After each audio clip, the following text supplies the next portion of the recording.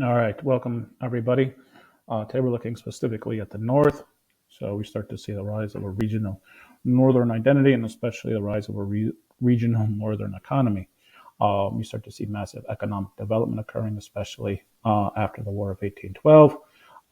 Again, the national government's still quite weak. The national government isn't going to play a major role in people's lives until really after the Civil War.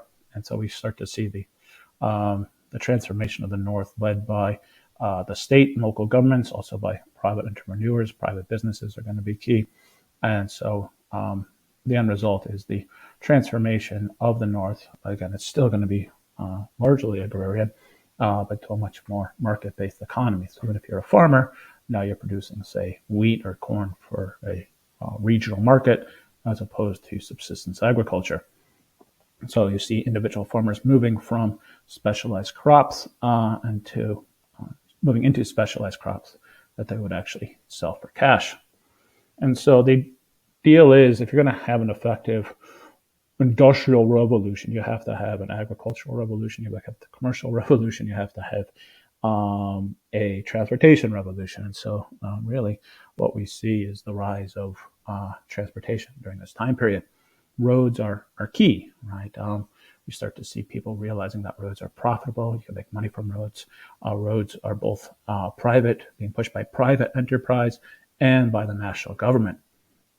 And so investors realize the Lancaster Turnpike going from Philadelphia to Lancaster, probably the road that still exists there if you're going to Lancaster, which is a highly recommended vacation. Was quite profitable. At the same time, the United States federal government, so this is going to be one of the few mentions of the federal government today, begins the construction of a national road going from Maryland outward, connecting Baltimore to St. Louis, which is, again, quite the feat. All right, so number two is water, right? We start to see steamboats moving goods.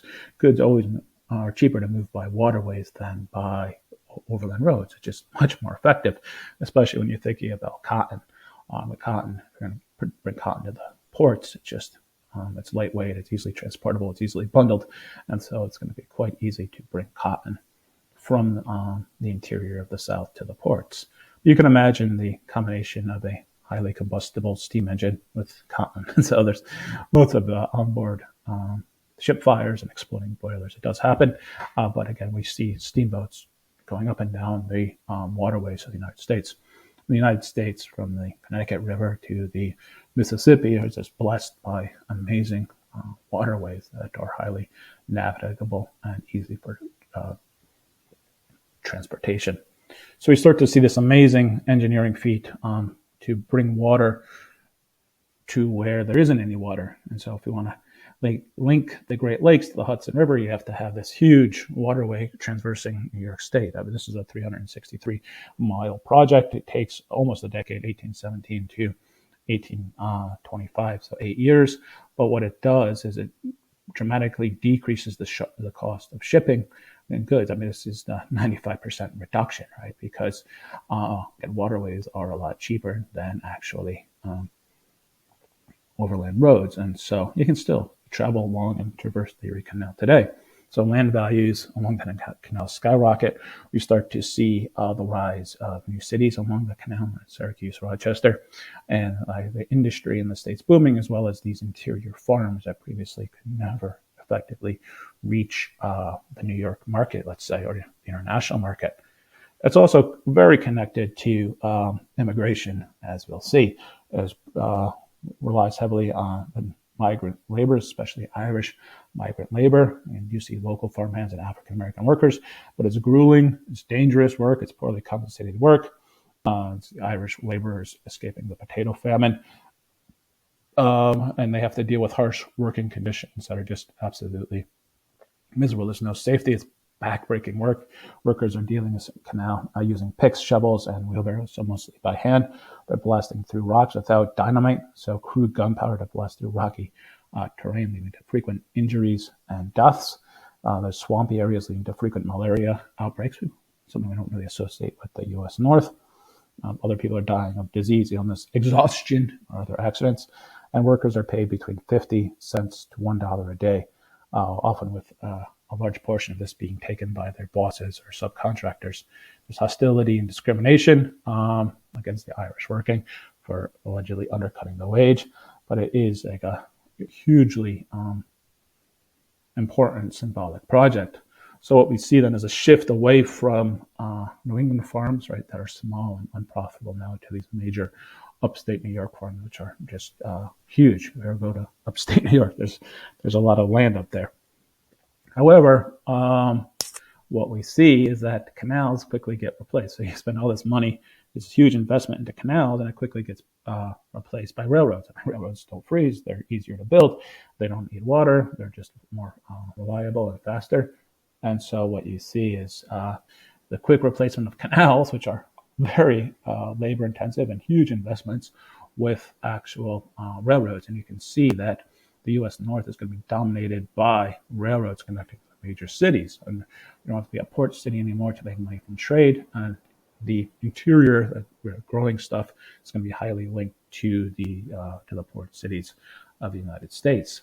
So you have this, very much commercial union between like the Northwest and the North and the kind of the Northeast, right? Producing goods, turning goods into stuff, and we start to see really this idea that the East needs to tap into the resources of the West and bring the stuff that's being produced, the raw materials that are being produced in the West, to the North.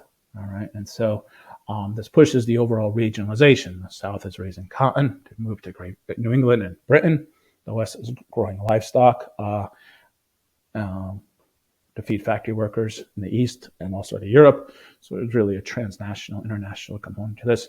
And the North is increasingly producing stuff either for local markets or for shipment abroad. And so the transportation revolution is going to further be solidified by fast-moving ships, a transatlantic cable, which allows news to reach, messages to go back and forth from Newfoundland to Ireland, which is pretty amazing, and a Pony Express and a telegraph. And so the big point of all this is that the United States is so big and so fast, but the transportation revolution and the associated technologies like the telegraph and ultimately telephone arguably are able to allow the United States to overcome time and space, right?